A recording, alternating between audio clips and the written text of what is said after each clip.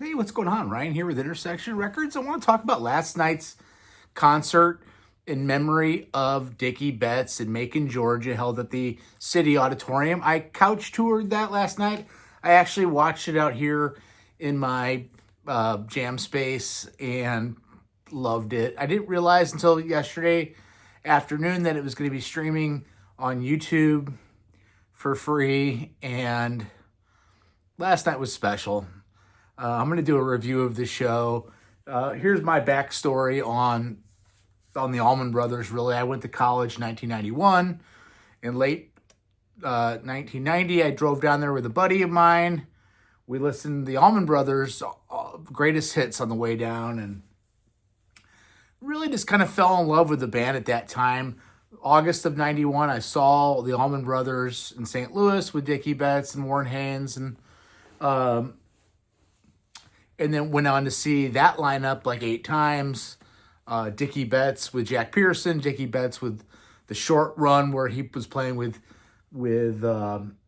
Derek Trucks in 2000. And then I saw Great Southern and Dickey Betts band like 4 times solo. Once he left the band, I did see the Warren Haynes, Derek Trucks lineup once. I've seen Derek Trucks many times, his solo band, and I love Warren Haynes and Government Mule. But once Dickey left, that was over for me. The heart and soul of that band kind of left, and I know people love that the last lineup with Trucks and Haynes. But let's talk about last night. Again, this show's going towards charity. Dwayne Betts was the musical leader last night as far as putting the band together. It's his father.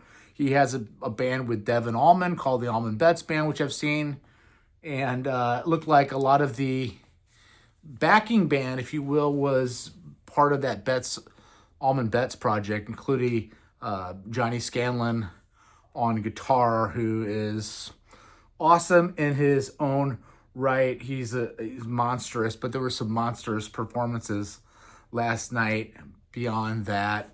They opened up with Hot Lana, a song that kind of first showed itself on the Live at Fillmore East album.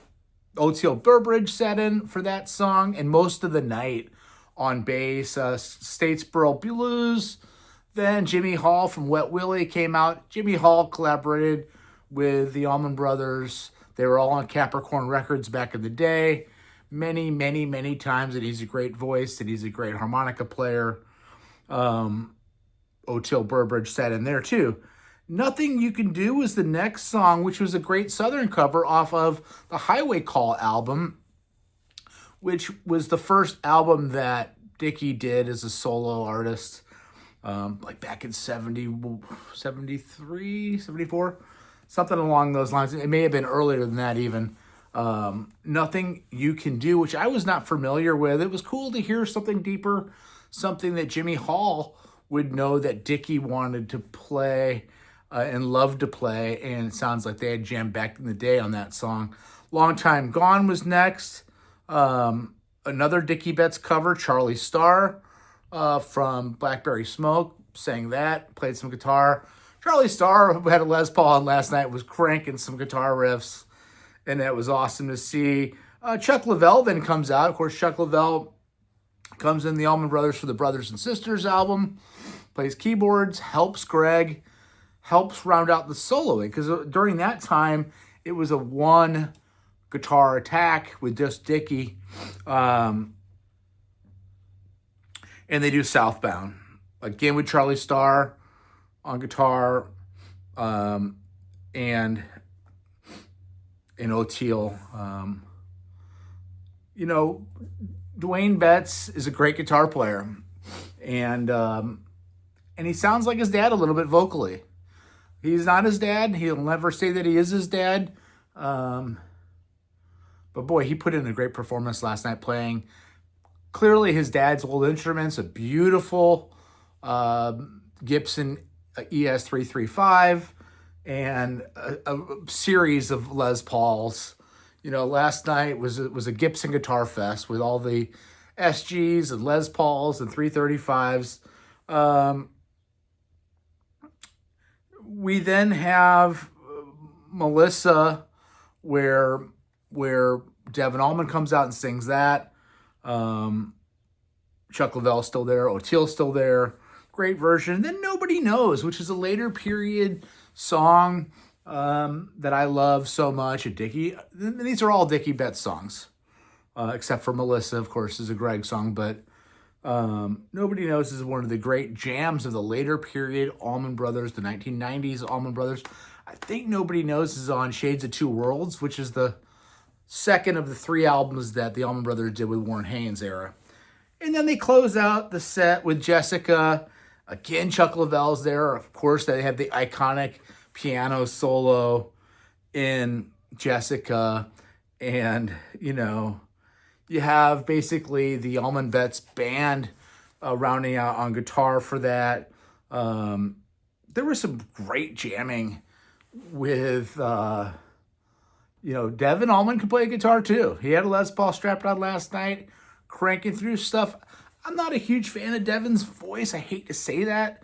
When your dad's has had one of the greatest voices in the history of blues, jam, rock, it's hard to stand in that shadow. So I don't dislike his voice. It's just hard to be Greg. Anyway, they take a set break, come out with Pony Boy. Derek Trucks is playing a really old Gibson acoustic. I don't know how old this guitar was, but he had a slide-on acoustic blues. Susan Tedeschi, his wife, sang that song. Again, we got Chuck Leavell out there. Again, we have Derek playing now with Dwayne Betts. It's pretty cool. They've known each other for their whole lifetimes growing up in that Allman Brothers family. No one left to run with. Chuck Leavell comes back out, brings out Maddie Schnell on backing vocals. She was formerly in the, that Kittens band. Oh, God, I can't think of the name of the band. Anyway, she sang some backup, sang a little bit of lead on that. Rain was another song that came next. So they introduced Chuck Leavell. He says that this song, Rain, was one of his favorite songs when he played on some of Dickey's solo stuff. And they did a nice cover of that song, which again was a song I wasn't familiar with. It was nice to hear some stuff that I didn't know. Then Dwayne comes back to the mic, says this is one of my dad's favorite songs, and they play the great 7 Turns song off their 1990 album 7 Turns, one of my favorite latter-day Allman Brothers songs. And again, getting a chance to see Devin Allman jam on that guitar there with Dwayne Betts. They're a formidable tandem. But then Warren Haynes comes out for my favorite latter-day Allman Brothers song, Back Where It All Begins. Another Dickey Betts pen tune. And, Back Where It All Begins is kind of the Jessica of the 90s in the sense that it's just a wonderful bed to jam on. And they did not disappoint. I mean, Warren Haynes is just so precise, so fluid, liquid when he plays that Les Paul, and they traded back and forth, him and Betts. It was pretty cool. Soul Shine, which is a Warren Haynes, Greg Allman song, came next. Not exactly sure why that's in there since Dickey didn't write it, but people like that song. And of course, Warren is such a big part of the Allman Brothers family. What happens to the Allman Brothers if Warren doesn't join in 1989 and they reform that band for their what was supposed to just simply be a beacon run to celebrate the 20th anniversary? They went on to great heights, and Warren Haynes is clearly a huge part of that. And then probably the last part of this show is just unbelievable. In the memory of Elizabeth Reed, we now have Derek Trucks and Warren Haynes. Dwayne Betts has sat down. We got Chuck Leavell, O'Teal Burbridge, Warren Haynes and Derek Trucks. And that's one of the great versions of that song I've heard in a long time. Just such a great composition by the great Warren Haynes. Elizabeth Reed, back in the day when those guys would try to hook up with girls, they would go to the graveyard because it's the only place they could get privacy. They couldn't afford a hotel room. They couldn't get into somebody's house. Sometimes they have to go out to the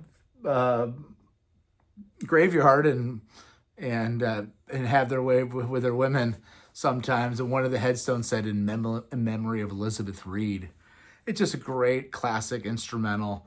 And watching Derek Trucks play the guitar and his command and how much higher the night went when Warren Haynes and Derek Trucks shared the stage together. It was special. They're playing the 15th and 16th as the brothers, along with Jamoy, original drummer of the Allman Brothers, and Chuck Leavell and other people. I think Joe Russo's on second drum chair. So clearly, they've had a bond and a musical relationship for 30 years. Hopefully there's more of that Derek Trucks, Warren Haynes thing in the future, because you just can't, there's no substitute for those two playing the guitar. And the fact that Derek Trucks sometimes make Warren Haynes look just like an average guitar player is insane, but Warren Haynes is the man as well. Traded Solos, Surprise of the Night, Midnight in Harlem, one of my favorite Tedeschi Trucks song. One of my favorite songs in the modern jam band era. The great Susan Tedeschi sang that song, of course, as she does. Lamar Williams Jr. was out on stage as well. Lamar Williams Sr. replaced the great original Allman Brothers bass player when he passed away in 1972. And I don't know why I can't think of his name right now. I'm so mad about that. It's going to come to me, of course. Lamar Williams, Midnight in Harlem was incredible. It's just a beautiful song. If you don't know that song, check it out. And then we had Blue Sky, again, a favorite song. Charlie Starr's back on stage. Chuck Leavell, Teal Burbridge, Warren, Derek Trucks, and Susan Tedeschi. Just beautiful, beautiful, beautiful, beautiful. And then we get Revival. We get Lamar Williams Jr. singing Revival lead, and you're bringing everybody back up.